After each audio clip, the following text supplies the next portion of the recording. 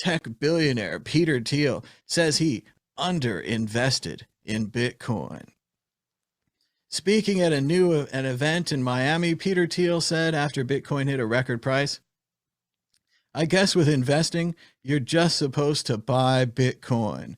He thought that he was too late for Bitcoin. He thought that the secret was already known by everybody, but he was wrong. Now Peter Thiel says, I think the answers are still to go long on Bitcoin, saying that maybe it is still enough of a secret. Martine Wismayer, is Bitcoin still a secret? And what about Peter Thiel, one of the smartest, best predictors of the future and humanity, ending up in this trap that so many of us found us in, where we said, I'm too late for that Bitcoin. Everyone knows about that. I missed it. I mean, I felt that at $1, at 30, at 300. And now Peter Thiel must have felt that at, I don't know, 1,000, 3,000, 30,000, 60,000. Out of control. You hit the nail right on the head. You know, I also thought Bitcoin was like really expensive when it became worth more than a real dollar. And then I found it expensive when it was $10 and then $100. And, you know, last year I sold my house and I bought Bitcoin because it was the last chance to get in under a $10,000. And now, you know, it's number go up technology, and we just have to get used to it, and it will hurt always, and we will always regret not buying more, but that's the nature of number go up technology. There's no way escaping it. So I think he's right. He should have stacked up on far more Bitcoin, but then because he didn't, there's more sats for us to buy. So I'm not too worried about it. And who really wants the founder of Palantir, a creepy, creepy company which works with the CIA on finding great new ways to surveil you and watch what you're doing every minute? Oh, I wish he had more money. That's what everyone's saying at home. Dan, Eve, your thoughts on Peter Thiel missing the Bitcoin boat? What's interesting about that is how, like, you know, Peter Thiel, he was involved in like company, Bitcoin crypto companies, right? He invested, wasn't he, a block one investor?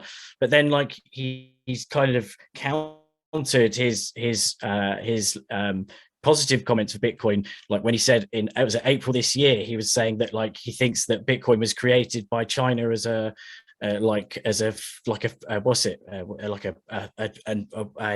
financial weapon against the US, you know. So he's a bit of a mixed bag when it comes to Bitcoin. But what a boat to be missed, you know. I remember PayPal, PayPal accepting Bitcoin. When I used to like buy Bitcoin on like local Bitcoins, and then I'd sell it in fractions on PayPal, and it worked for a while until I had to stop, and they said they were cracking down. So then I went into mining, and then, you know, using mining rig rentals to mine out hash power of script mining. Sadly, it was script mining. I'm very sorry. It was only because I got stung on Butterfly Labs and a few other things, and I had to go for script miners, so I wasn't the last person to join the party.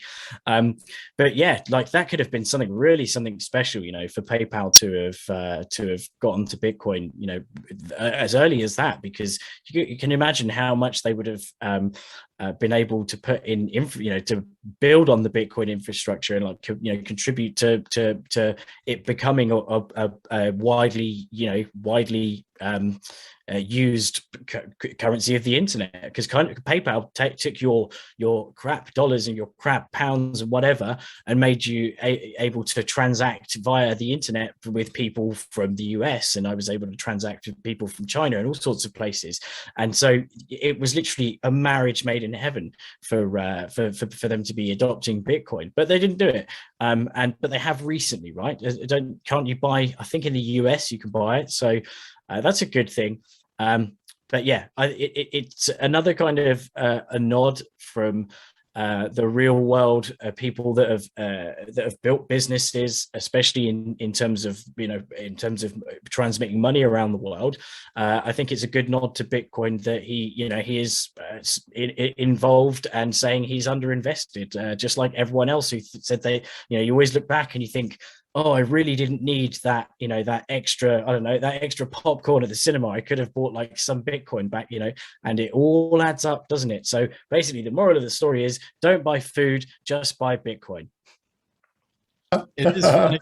It is funny to look back and see that myself and so many other Bitcoiners were banging on the walls of PayPal and so many of these other major figures, Mark Cuban, other people saying, come try out this Bitcoin, come accept it, like be an early company, get into it, help us out when we needed your help. And they all ignored it. And the Bitcoiners just went around and made their own infrastructure. Companies like Coinbase becoming unicorns. This FTX crypto company coming out of nowhere, $25 billion valuation, because PayPal ignored us, because Bank of America ignored us, because these phenomenal failures by these giant so-called smart companies, which again reminds me of the Iraq War.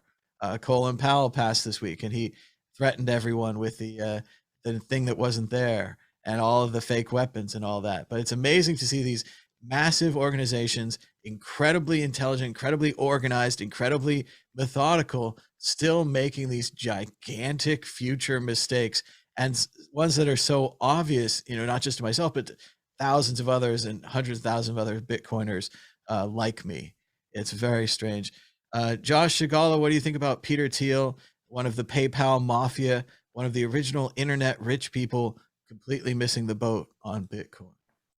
I mean, it's such a weird, like everyone that's invested in Bitcoin would say, I underinvested in Bitcoin. No shit. Like everyone did. Like it's like saying it's like saying, oh, the sky is blue.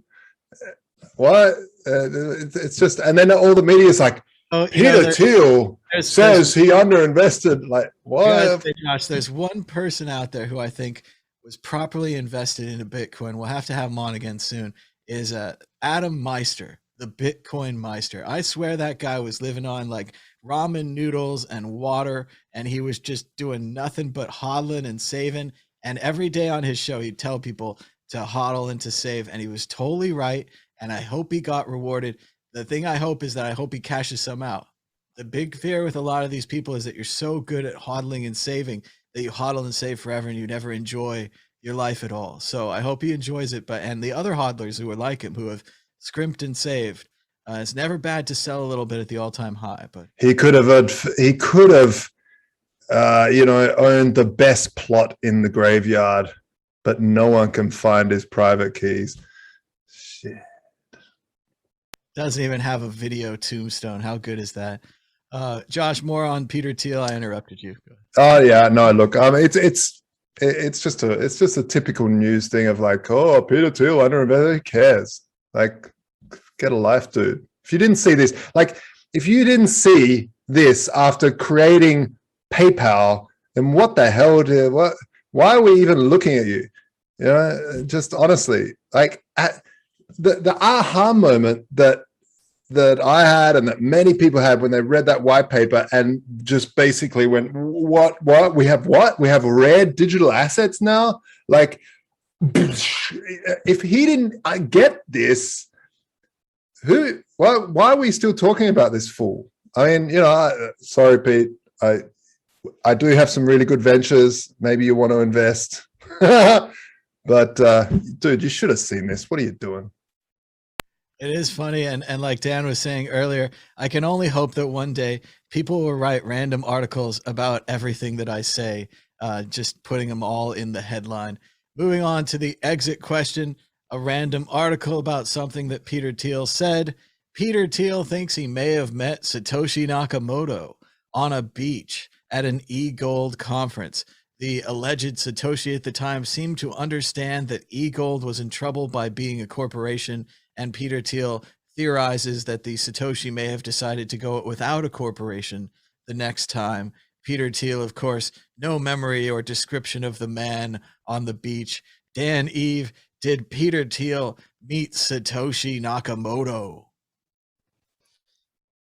No, I don't think Satoshi would have been on a beach. He would have been sat behind a computer, like theorizing Bitcoin, just stroking his beard eternally until one day he went, I'm going to write a white paper. I'm gonna write a white paper. No, there's a lot of people that say that they kind of have a clue who Satoshi is, and I think maybe he's doing it because I don't know. I was going to say he wants to get some interviews, but he's Peter Thiel. You can get interviews pretty easily. But it's just a thing, isn't it? Right? It's like I think I know who Satoshi is. I was on a beach with him, and it's a bit of a talking point. Obviously, he's not going to say even if he does think it's a definite. Like I think I think I know who it is. He's not going to say who it is. But it just needs to be. I think we need to stop talking about who Satoshi is, because I don't know. I think we're never going to find out, and it's a waste of airtime. It's so deep. So many people have looked into it. I just don't think we'll find out. And let's face it, we don't want to find out. Like Bitcoin doesn't need a representative. And I'd imagine that if Satoshi's still alive, then he probably thinks that too. The last things that Bitcoin needs is you think about how scared people would get if they found out Satoshi was still around. That 1 million Bitcoin is going to make everyone shit the bed. What's going to happen with it? Is it going to be dumped? Is it going to be the next fat finger? Imagine that, million Bitcoin, fat finger. He goes onto, I don't know, Bittrex or something, and he's like, oh god, what have I done? But no, we just need to forget who Satoshi is and just build on the legacy. No, I ran into Satoshi at the bar. No, I ran into Satoshi at the movie theater. He was wearing open-toed sandals with socks.